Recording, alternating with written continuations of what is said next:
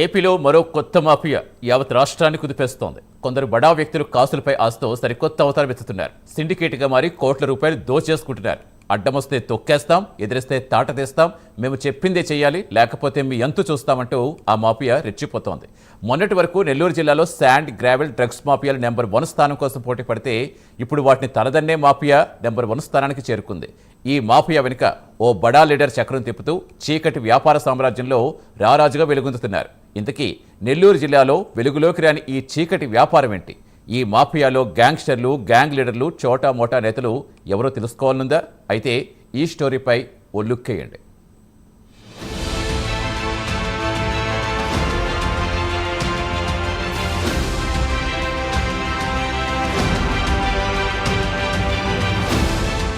మొన్నటి వరకు ఒక లెక్క, ఇప్పుడు మరో లెక్క.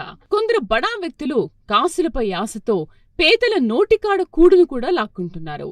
శాండ్, గ్రావెల్, డ్రగ్స్ మాఫియాపై బోరు కొట్టిందో ఏమో ఇప్పుడు పేదలకు ప్రభుత్వం అందించే రేషన్ బియ్యంపై వ్యాపారులు మనసు పారేసుకున్నారు. పేదల నుంచి తక్కువ రేటుకు కొని ఎక్కువ ధరకు అమ్ముకుని కోట్లు గడిస్తున్నారు. పాలకులు మారినా, ప్రభుత్వాలు మారినా మేము మాత్రం మారమంటున్నారు రాష్ట్రంలోని మాఫియాలు. అవసరమైతే అప్గ్రేడ్ అవుతాము కానీ మాఫియాను మాత్రం వదలమంటున్నారు. కొత్త కొత్త వారిని తమ మాఫియాలోకి ఆహ్వానిస్తూ అందిన కాడికి దోచుకుందాం, అవసరమైతే బెదిరిద్దాం, అదీ కుదరకపోతే దౌర్జన్యం చేద్దాం, మనల్నెవడ్రా ఆపేది అన్న ధైర్యంతో మాఫియాను నడిపిస్తున్నారు.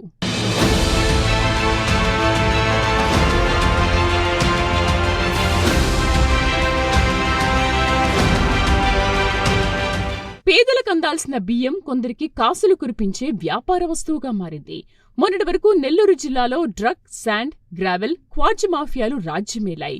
ఒకదానికొకటి చీకటి సామ్రాజ్యంలో మాదే నెంబర్ 1 స్థానమని పోటీ పడ్డాయి. అయితే ఇప్పుడు రేషన్ మాఫియా వారికి కాసుల పంటగా మారింది.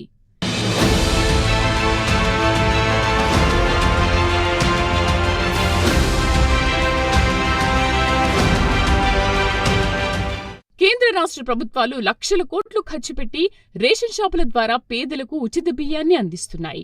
ఇదే ఇప్పుడు కొంతమందికి వరంగా మారింది. గత ప్రభుత్వం ఇంటి వద్దకే రేషన్ పథకాన్ని తీసుకొచ్చి రేషన్ వాహనాలను ఏర్పాటు చేసి బియ్యాన్ని అందిస్తూ వస్తోంది.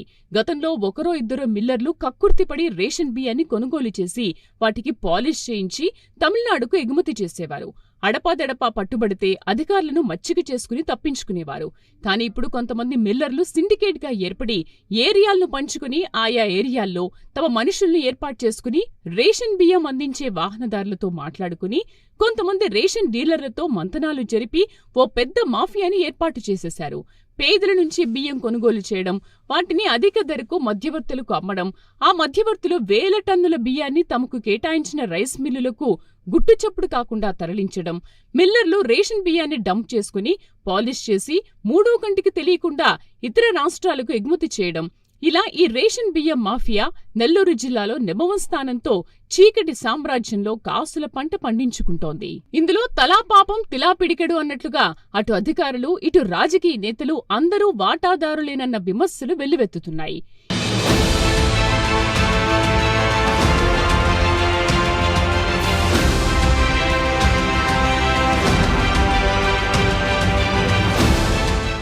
ఏ మాఫియా నడవాలన్నా రాజకీయ అండదండలు లేకపోతే అది కుదరదు.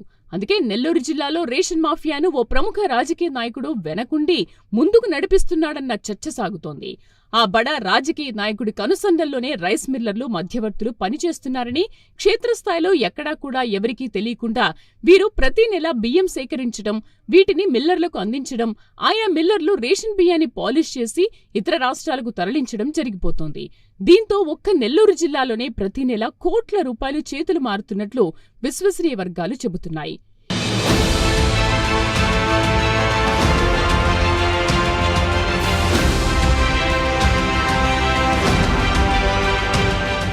ఇక ఎక్కడైనా రేషన్ బియ్యం అక్రమంగా తరలిపోతూ పట్టుబడినా ఇట్టే తప్పించుకుంటున్నారు. అనుచరులను రంగంలోకి దింపి అధికారులను బెదిరించడం, ఇలా మాఫియా డాన్ ఆడిందే ఆట పాడిందే పాటగా సాగిపోతోంది. ఇక క్షేత్రస్థాయిలో పనిచేస్తున్న ఈ డాన్ అనుచరులు రేషన్ డీలర్లు, రేషన్ వాహనదారులను సైతం బెదిరించడంతో పాటు ప్రతి నెల ఇన్ని టన్నుల బియ్యం తమకివ్వాలని హుకుం జారీ చేస్తున్నట్లుగా ఆరోపణలు ఉన్నాయి. ఇలా రేషన్ బియ్యాన్ని కొందరు పెద్దలు మాఫియాలుగా మారి పందికొక్కుల్లా బొక్కుతున్నారని, దీనిని అరికట్టాల్సిన అధికార గణం వారి చెప్పు చేతుల్లో ఉండిపోతున్నారనే విమర్శలు వినిపిస్తున్నాయి.